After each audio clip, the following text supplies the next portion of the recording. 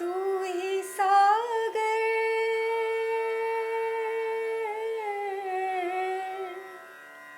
तू ही सागर है तू ही किनारा ढूंढता है तो किसका सहारा ढूंढता है तो किसका सहारा। સર્વશ્રેષ્ઠ તેજ પરમ આનંદ એક ભારે વિરોધાભાસ છે. આત્મતત્વ શાશ્વત છે અને શાશ્વત હોવા છતાં તે અજ્ઞાન અને મનની અશુદ્ધિઓથી ઢંકાયેલું છે. જ્યારે આપણે શાસ્ત્રો વાંચીએ છીએ ત્યારે આપણામાં એ સમજ જન્મે છે કે જીવનમાં આપણે જે સુખની શોધ કરીએ છીએ તે ક્યાંય બહારથી નથી આવતું, પણ તે તો આપણું પોતાનું જ સ્વરૂપ છે. પરંતુ આ સત્યની અનુભૂતિ આપણને હંમેશા થતી નથી.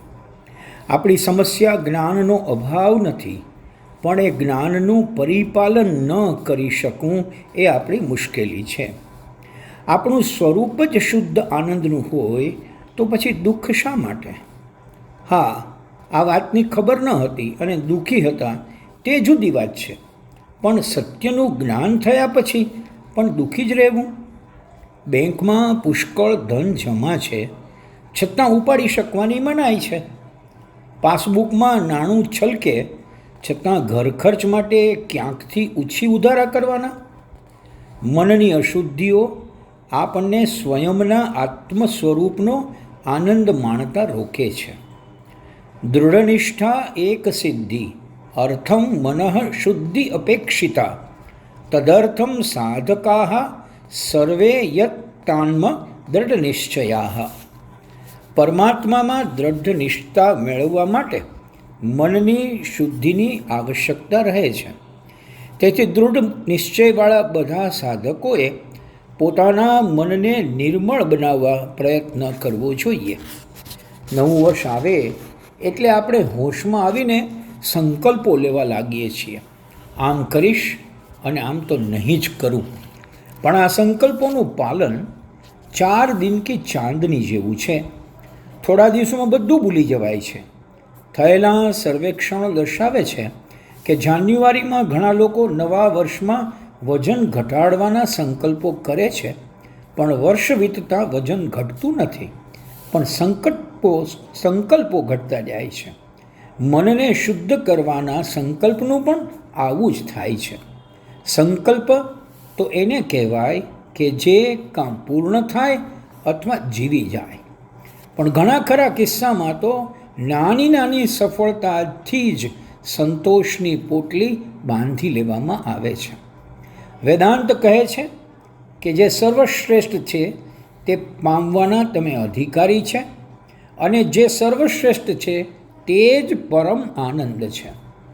આપણે અધિકારી છીએ. આપણે સર્વોત્તમના બદલામાં સુખ અને આનંદની માત્ર ઝલક મળે ત્યાં તો રાજી રાજી થઈ જઈએ છીએ. આપણે જેને આનંદ કહીએ છીએ તે માત્ર એક સંવેદના છે, થોડી ઉત્તેજના છે, થોડો ઉત્સાહ છે, પણ એક ક્ષણિક છે. 5 સ્ટાર હોટલમાં 3 દિવસનો ઉતારો મળ્યો ત્યાં જ આનંદ થઈ ગયો. પછીનું શું?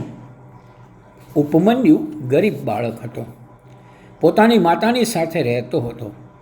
તેની મા પાસે એટલા પૈસા ન હતા કે તે દૂધ ખરીદી શકે, એટલે તે પાણીમાં લોટ ડોળીને પોતાના દીકરાને પીવડાવતી હતી. ઉપમન્યુ તેને જ દૂધ સમજી પી જતો અને આનંદમાં રહેતો. એકવાર ઉપમન્યુ તેના કાકાના ઘર ગયો, જેની પાસે કેટલીક ગાયો હતી. અહીં ઉપમન્યુએ પહેલી વાર શુદ્ધ દૂધનો સ્વાદ ચાખ્યો. હવે તેને મૂંઝવણ થઈ કે અત્યાર સુધી પીતો હતો તે શું હતું. પોતાના ઘરે પાછા ફરેલા ઉપમન્યુને તેની માએ જ્યારે પેલું પાણી અને લોટવાળું દૂધ, ઢોળ કહેવામાં આવે છે, તે આપ્યું તો ઉપમન્યુએ પ્રશ્ન કરીને પૂછ્યું, આ અસલી દૂધ નથી? હું તો અત્યાર સુધી છેતરાતો રહ્યો. તેની માએ કહ્યું, બેટા, તું જે કહે છે તે સાચું છે, પણ હું શું કરું? હું તને બીજું કંઈ નથી દઈ શકતી એટલે આપી લઉં છું. ઉપમન્યુએ કહ્યું, આ પીણું તો હવે હું ન પી શકું, મને તો ચોખ્ખું દૂધ જ જોઈએ. તેની માએ ઉપમન્યુને એક દૂધવાળા અંગે વાત કરી કે જે ક્ષીર સાગરમાં જ રહે છે, અને કહ્યું કે જો ઉપમન્યુ તેને પ્રાર્થના કરે તો તે તૃપ્ત થઈ જવાય એટલું દૂધ આપે છે. કહેવાય છે કે ઉપમન્યુએ ત્યારે ભગવાન વિષ્ણુને યાચના કરી અને દૂધ મેળવવા તપ કર્યું. ભગવાને પ્રસન્ન થઈને તેને સંપૂર્ણ ક્ષીર સાગર જ આપી દીધો. જ્યાં સુધી આપણને વાસ્તવિક આનંદનું જ્ઞાન નથી હોતું ત્યાં સુધી આનંદના નામે નાની નાની ભ્રામક વસ્તુઓ મેળવીને આપણે સંતુષ્ટ થઈ જઈએ છીએ.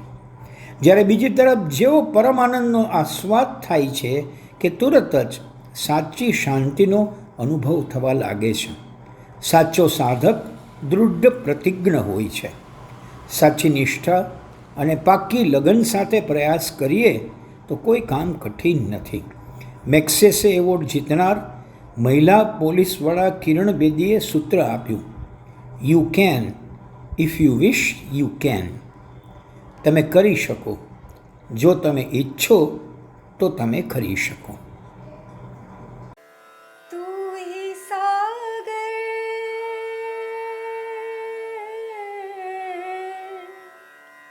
तू ही सागर है तू ही किनारा ढूंढता है तो किसका सहारा ढूंढता है तो किसका सहारा.